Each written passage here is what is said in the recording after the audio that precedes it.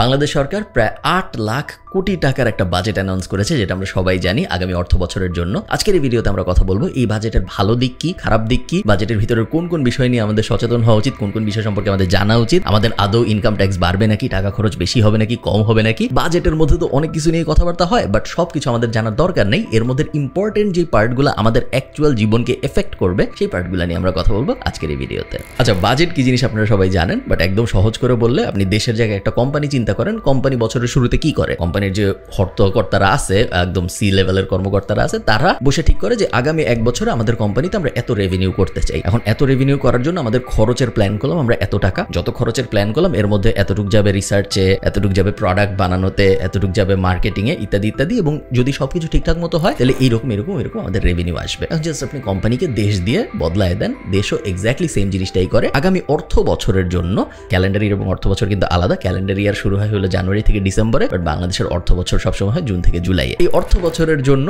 আমাদের এত টাকা ইনকাম করতে হবে দেশ চালানোর জন্য। একটা দেশের চলতে এত টাকা লাগবে, ৮ লাখ কোটি টাকা আগামী অর্থ বছরের জন্য। এবং এই ৮ লাখ কোটি টাকা ইনকামের এই উপায় আমাদের, এটাই যে জিনিসটা করা হয়েছে এটাকে বাজেট বলা হয়। সো বেসিক ৮ লাখ কোটি টাকা আমাদের লাগবে আগামী অর্থ বছরে বাংলাদেশকে চালানোর জন্য। এই ৮ লাখ কোটি টাকার মধ্যে প্রায় ৬ লাখ কোটি টাকার একটু কম, 5.4 সামথিং, এইটুক হইলো রেভিনিউ হবে। আপনারা বুঝতে পারতেছেন আমার ৮ লাখ কোটি টাকা লাগবে দেশ চালানোর জন্য, বাট আগামী এক বছরে আমার ইনকাম হবে আসলে ৫.৫ লাখ কোটি টাকার মতো। সো বাকিটুক ওইটুক যদি আমি না পারি ইনকাম করতে, তাহলে আমি দেশ কিভাবে চালাবো? ওইটুক আমি লোন নিয়ে চালাবো। সো বাংলাদেশ যখন বাজেট অ্যানাউন্স করে প্রত্যেক বছরই এটা হয়। বাজেটের একটা অংশ থাকে যেটা আমার ন্যাশনাল ইনকাম থেকে হবে, আর আরেকটা অংশ থাকে যেটা আমি লোন নিয়ে পূরণ করব। ন্যাশনাল ইনকামের পার্টটার যে ইনকামটা, ওইটা আসলে আমার আপনার ইনকাম, আমরা যে ট্যাক্স দিই সেই ট্যাক্সের টাকাতেই সরকার চলে। এবং প্রত্যেকবারের বাজেটের মূল যে পার্ট, সো এবারও ৮ লাখ কোটি টাকার বাজেট হয়েছে, তার মধ্যে 5.4 লাখ কোটি টাকার ইনকাম আসবে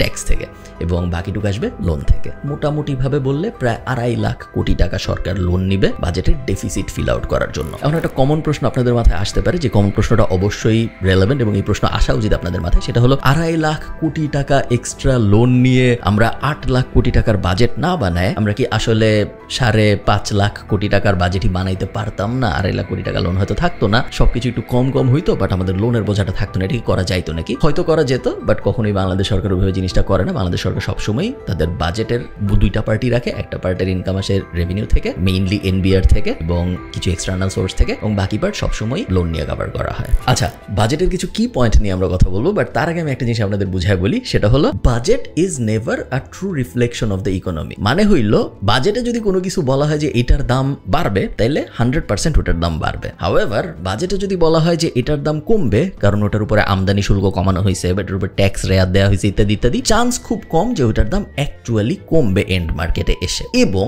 আমাদের জীবনযাপনের জন্য আমরা যা কিছু কিনি প্রত্যেকে তো আমরা জীবন চালানোর জন্য বিভিন্ন জিনিসপত্র কিনি, তাই না, রেগুলারলি। এই জিনিসগুলোর দাম না, বাজেট হোক বা না হোক, প্রতিনিয়ত বদলাইতে থাকে। আপনি চিন্তা করেন, রোজার মাসে আমরা দেখি বেগুনির দাম বেড়ে যায়, আমরা দেখি বছরের বিভিন্ন সময় গরুর মাংসের দাম বেড়ে যায়, মুরগির মাংসের দাম বেড়ে যায়, সয়াবিন তেলের দাম বেড়ে যায়, রেগুলার যে তেল যেটা গাড়িতে ভরে ওটার দাম বেড়ে যায়। ফর এক্সাম্পল, বছরে তো প্রত্যেক মাসে বাজেট অ্যানাউন্স হয় না। আমরা দেখি জমির দাম বাড়ে, আমরা দেখি বাড়ির দাম বাড়ে, আমরা দেখি জীবনযাত্রার ব্যয় বেড়ে যায়। বছরে তো প্রত্যেক মাসে বাজেট অ্যানাউন্সমেন্ট হয় না, বাট তারপরে এগুলো কেন বাড়ে? তার কারণ আমাদের ইনফ্লেশন ভিত্তিক ইকোনমির অবস্থা এখন এরকম যে বাজেট অ্যানাউন্স হোক বা না হোক, ওইটার সাথে জিনিসপত্রের দাম বাড়ার আসলে তেমন কোনো সম্পর্ক নাই। জিনিসপত্রের দাম যেভাবে বাড়তেছে সেভাবে বাড়তেই থাকবে। উল্টা বাজেটে যেগুলার উপরে আরো এফেক্ট দেওয়া হয়েছে, সো কারণ বাজেটে কোনো একটা কিছুর উপরে আবগারি শুল্ক বসানো হয়েছে, ওইটার দাম আরো এক্সট্রা বাড়বে, এমনিতেও বাড়তেছিল, এক্সট্রা বাড়বে। সো এই কারণে আমি বলতেছি যে বাজেট দেখে যে হ্যাঁ এটার উপরে এখন এত % ট্যাক্স বসানো হয়েছে, এটার দাম মনে হয় বাড়বে। ব্যাপারটা এমন না যে বাজেট না হইলে ওটার দাম বাড়তো না, তাও বাড়তো এবং চান্স আছে ওটার থেকে আরো বেশি বাড়তো। সো বাজেট দেখে অমুক জিনিসের দাম বাড়বে, অমুক জিনিসের দাম কমবে, এইটা নিয়ে চিন্তা করাটা আমার মনে হয় খুব বেশি ফিজিবল না বাংলাদেশের ইকোনমির জন্য।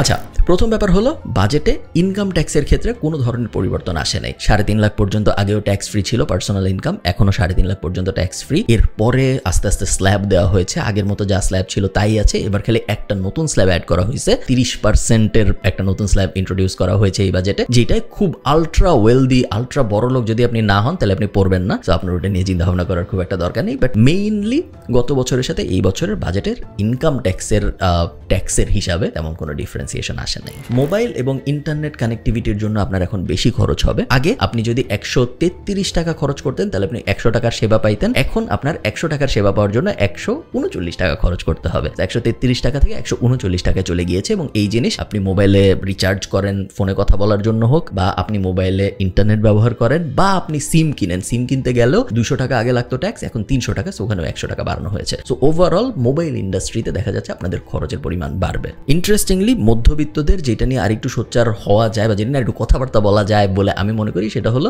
এসি এবং ফ্রিজের উপরে ট্যাক্স বসানো হয়েছে। এসি আস্তে আস্তে বাংলাদেশের মধ্যবিত্তদের জন্য কমোডিটি লেভেলে যাওয়া শুরু করতেছে, এখনো যায় নাই বাট আস্তে আস্তে ওইদিকে যাচ্ছে। ফ্রিজ অলরেডি কমোডিটি হয়ে গেছে, সবারই বাসায় মোটামুটি ফ্রিজ আছে। দুইটার ক্ষেত্রে 5% ট্যাক্স বসানো হয়েছে। সো এসি এবং ফ্রিজ দুই ক্ষেত্রেই আপনার সামনে দাম বাড়বে, এই চান্সই অনেক বেশি। একই সাথে ছোটখাটো কিছু জিনিস যেগুলা আপনি খুব কেয়ারফুল না থাকলে হয়তো নোটিস করবেন না, নোটিস করার মতো জিনিস না, বাট ওগুলোর উপরেও অল্প স্বল্প করে ভ্যাট বাড়ানো হয়েছে। যেমন এলইডি বাল্বের ক্ষেত্রে আগে 5% ছিল, এখন 10% করা হয়েছে। টিউব লাইটের ক্ষেত্রে আগে 5% ছিল, এখন 10% করা হয়েছে। সো ছোটখাটো ইলেকট্রনিক্স ইভেন সিসিটিভির উপরেও বাড়ানো হয়েছে, এখন বেশ আগের প্রায় ডাবল অনেক ক্ষেত্রেই ট্যাক্স ইম্পোজ করা হয়েছে, যেটা এগুলার সবকিছুর দাম গ্যারান্টিড বাড়িয়ে দেবে। আমার ভিডিও যারা দেখেন আপনাদের অনেকেরই কোম্পানি আছে আমি জানি, এবং কোম্পানিদের জন্য একটা মোটামুটি লেভেলের ভালো খবর আছে। সেটা হলো যদি আপনি শেয়ার বাজারে এনলিস্টেড না হন, যদি আপনি পাবলিক কোম্পানি না হন, সেই ক্ষেত্রে আপনার কর্পোরেট ট্যাক্স একটু কমতেছে, 2.5% মতো কমবে, 25% চলে আসবে। বাট এটার একটা ছোট্ট শর্ত আছে। শর্ত হলো 5 লাখ টাকার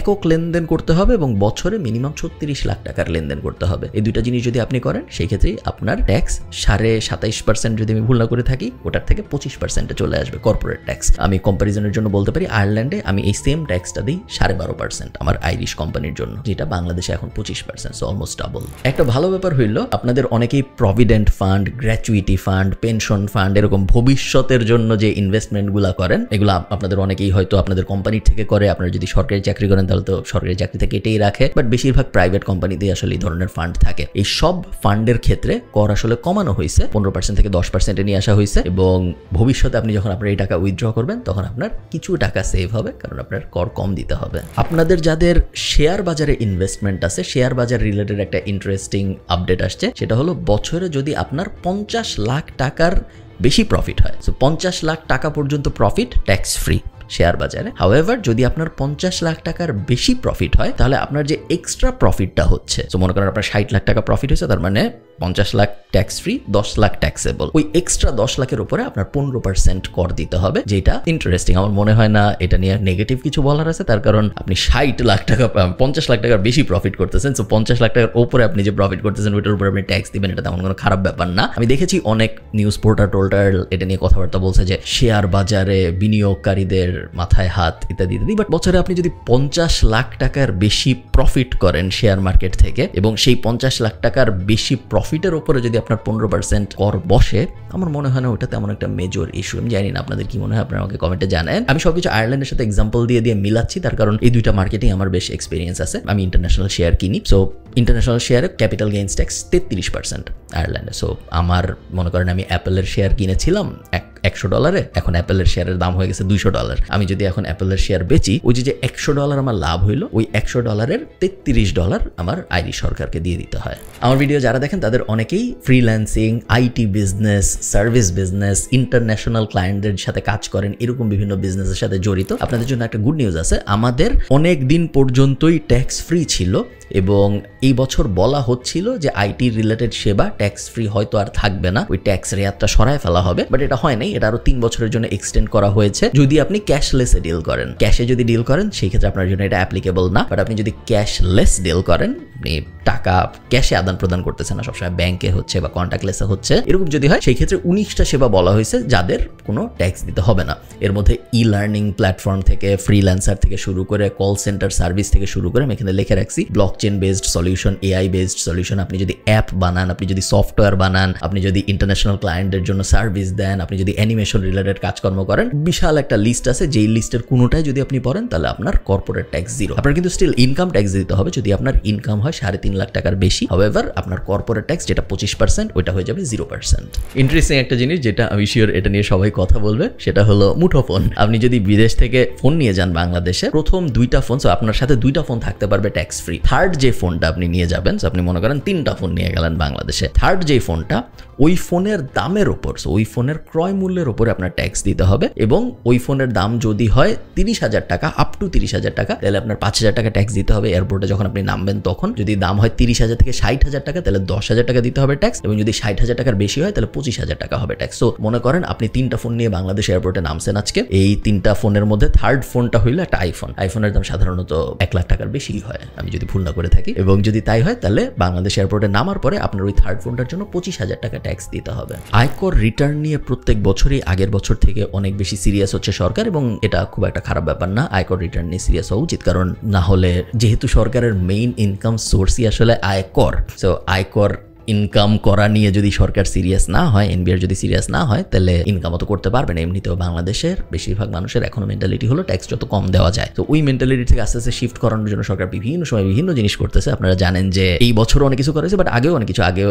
ম্যান্ডেটরি করা হয়েছিল যে ফিক্সড ডিপোজিট করতে হলে এখন থেকে আয়কর রিটার্ন জমা দিতে হবে, সঞ্চয়পত্র কিনতে হলে এখন থেকে আয়কর রিটার্ন জমা দিতে হবে, এগুলো আগের। বাট এই বছরও নতুন নতুন জিনিস করা হয়েছে, যেমন এখন যদি আপনি বিয়ের ভেন্যু বুকিং দিতে চান, তাহলে আপনি যে আয়কর দিচ্ছেন ওইটার যে সার্টিফিকেটটা ওইটা দেখাইতে হবে। যদি আপনি না দেখান তাহলে আপনি বিয়ের ভেন্যু বা যে কোনো ভেন্যু বুকিং দিতে পারবেন না। রেস্টুরেন্টের মালিক যদি আপনি হন, তাহলে আপনার আয়কর রিটার্ন ঝুলায় রাখতে হবে, যেটা সবাই দেখতে পারে এরকম একটা জায়গায়। যদি তা না থাকে তাহলে কর কর্মকর্তারা যদি আপনার রেস্টুরেন্টের ভিজিটে যায় এবং দেখে যে কোথাও ঝুলানো নাই আপনার এই লেটেস্ট অর্থ বছরের আয়কর রিটার্ন, সেক্ষেত্রে তারা আপনাকে ইমিডিয়েটলি জরিমানা করতে পারবে। কিছু কিছু জিনিস আছে যেগুলোর উপরে আমদানি শুল্ক বসানো হয়েছে, বাট আমার মনে হয় না ওগুলা খুব ম্যাসিভলি মানুষজনকে এফেক্ট করবে, বাট ওগুলা কিছু যায় আসে। যেমন বিদেশি ফুল আমদানির উপরে 10% ট্যাক্স বসানো হয়েছে, সম্ভবত বিদেশি ফল আমদানির ক্ষেত্রে হয়তো 5-10% ট্যাক্স বসানো হয়েছে। বাট আমাদের বাংলাদেশি কারেন্সি ডলারের সাথে এত বেশি ফ্ল্যাকচুয়েট করে, তো আমি আপনাকে মোটামুটি গ্যারান্টি দিয়ে বলতে পারি যে আগামী 1 বছরে ডলার এবং বিডিটির যে রেশিও এটা আরো 10%-এর বেশি বাড়বে। তো আজকে যদি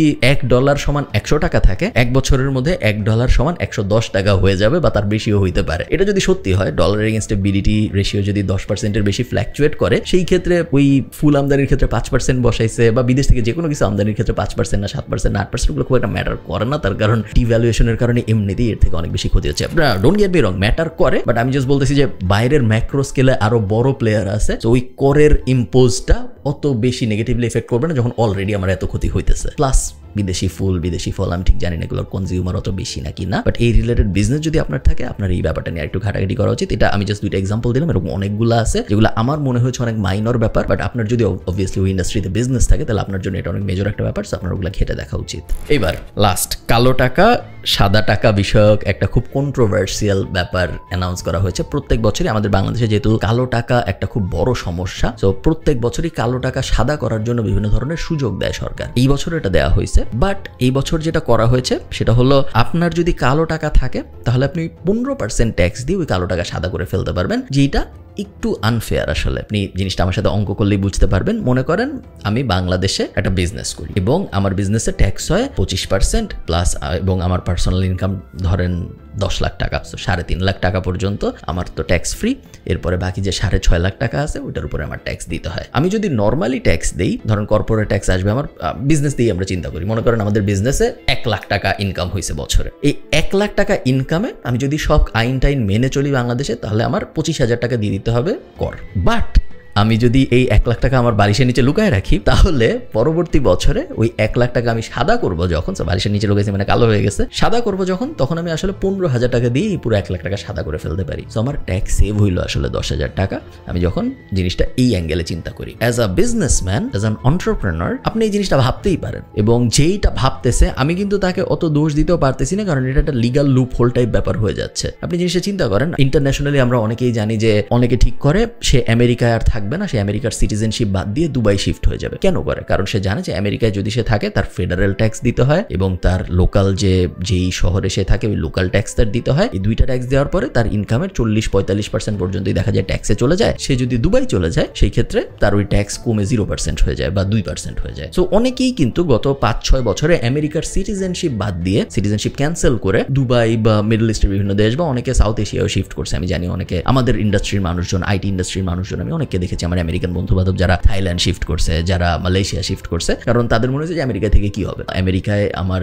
ইনকামের দিয়ে আমি যা যা করতে পারতাম ওইসব দেশে ওই সেম ইনকাম দিয়ে আমি তার থেকে অনেক বেশি কিছু করতে পারবো। ইমিডিয়েটলি আমার ইনকাম ডাবল হয়ে যাচ্ছে অলমোস্ট, কারণ 50% এক্সট্রা অ্যাড হয়ে যাচ্ছে ট্যাক্স না দেওয়ার কারণে। এখানে ইলিগাল কিছু নেই। হ্যাঁ, জিনিসটা আপনি বলতে পারেন যে ওরা আমেরিকার সাথে একটা বেইমানি করলো, ইন আ ওয়ে মোরালি আপনি যদি চিন্তা করেন হয়তো হ্যাঁ, হয়তো না, আমেরিকা ওকে এত কিছু দিছে, ও এখন হঠাৎ করে চলে যাচ্ছে, আমেরিকাকে আর ট্যাক্স দিবে না, ঠিক আছে। Is it illegal? না, ইলিগাল কিছু না। এখন একজন এন্টারপ্রেনিউরিয়াল মানুষ সবসময় লুপ হোল টাইপ জিনিসপত্র খুঁজে, আমি জানি। তো একজনের যদি এরকম মনে হয় যে আচ্ছা আমি ট্যাক্স দিব না, আমি টাকাটা রেখে দিই, পরের বছর নিশ্চয়ই একটা কালো টাকা সাদা করার সুযোগ আসবে, এবং যখন এই সুযোগ আসবে তখন আমি নিশ্চয়ই আরো কম ট্যাক্স দিয়ে বা কম একটা জরিমানা দিয়ে কালো টাকা সাদা করে ফেলতে পারবো, আমার ওখানে 10% 15% লাভ হবে। 1 লাখ টাকার 15% লাভ মাত্র 15,000 টাকা। হাউএভার যখন একজন 100 কোটি টাকা ইনকাম করে বা একজন 1000 কোটি টাকা ইনকাম করে তখন তো এটা একটা বিশাল লাভের অ্যামাউন্ট, তাই না? তো অনেক মানুষ এরকম ভাববে আমি জানি, এবং এই কারণে এটা নিয়ে এত সমালোচনা হচ্ছে, এবং সমালোচনা হওয়াটা অবশ্যই যৌক্তিক। এই জিনিসটা উল্টা হওয়া উচিত ছিল। নর্মালি যারা ট্যাক্স দেয় তাদের বেনিফিট দেওয়া উচিত ছিল, এবং যারা কালো টাকা সাদা করতে চায় তাদেরকে